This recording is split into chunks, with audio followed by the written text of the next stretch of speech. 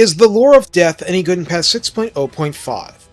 The Lore of Death is actually pretty legendary, but let's go over its strengths and weaknesses, especially so I can link to it from my Giant River Troll Hag video. I somehow thought I'd already created this one. I also need it for Ahzag and other purposes, so let's take a little dive into the Amethyst Depths.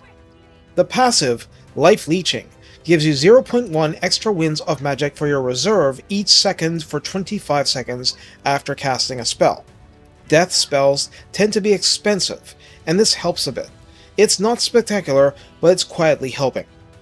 Spirit Leech is a particularly famous spell.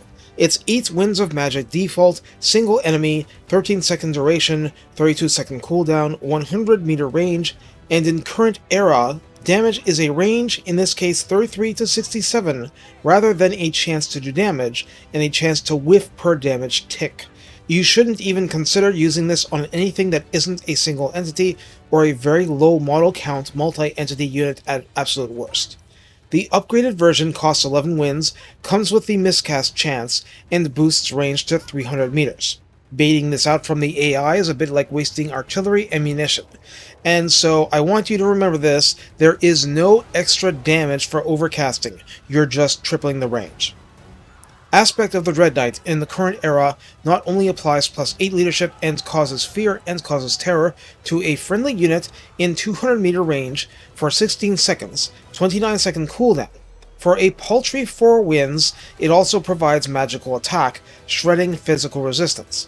For 8 wins, the upgraded version has 32 seconds of duration and now affects a 35 meter radius area, providing magical attack to a fat portion of your army on demand.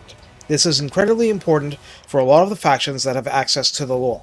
Also, there is no rule that says that the magical attacks only apply to melee, so they will affect ranged. Doom and Darkness cost 5 winds of magic default, single enemy unit, 200 meter range, 36 seconds duration, 43-second cooldown, and inflicts -16 leadership on that unit.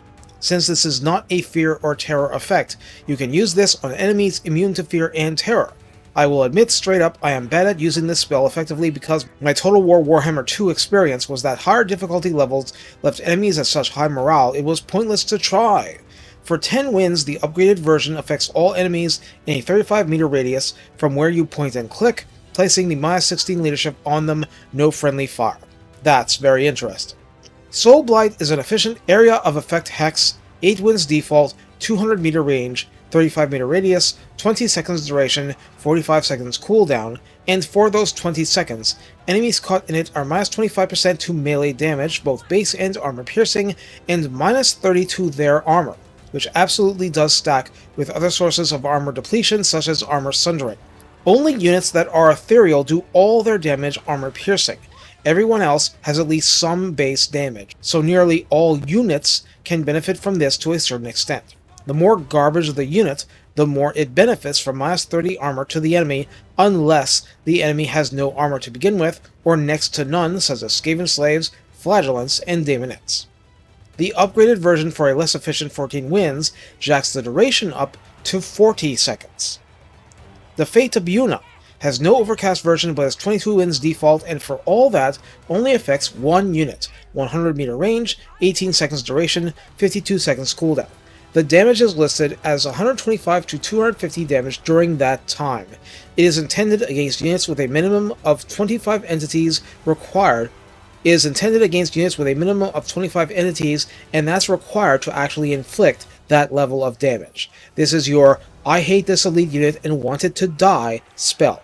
Try not to mistake it for Spirit Leech. I've done that. The Purple Sun of Xereus costs 18 wins, lasting 11 seconds, doing 11 points of damage per second to each enemy model, whether that's a Colossal Squig for one model, or a unit of Storm Vermin for 160 on Ultra, if they are all within the area of effect.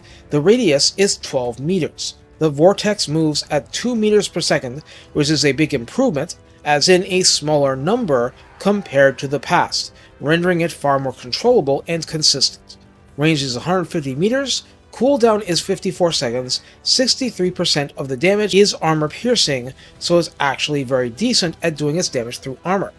The upgraded version for 24 wins has double the duration, 22 seconds. This can be great, or completely useless depending on the situation. So what we see from all this is that only one spell lacks an upgraded Overcast version, which makes for some complicated usage. Mastering the lore of death, or at least using it competently, takes skill and experience, and I hope I've helped you keep what it can do for you in mind for when you use it in anger. Yes, a lot of people use it purely for Spirit Leech, and if you lack other ways of efficiently diminishing the enemy general, that's absolutely fine. The charm of the lore is that you can do things like that. The other stuff can have their place, in particular magical attack on demand, but having the option to ravage a single unit, or delete an entire blob if you're lucky, makes the lore pretty good at dishing out what it is named after. As in death. Take care and have fun pleasing that cold mistress. I'm not saying you have to wipe out half the universe or anything, but there are standards that need to be met.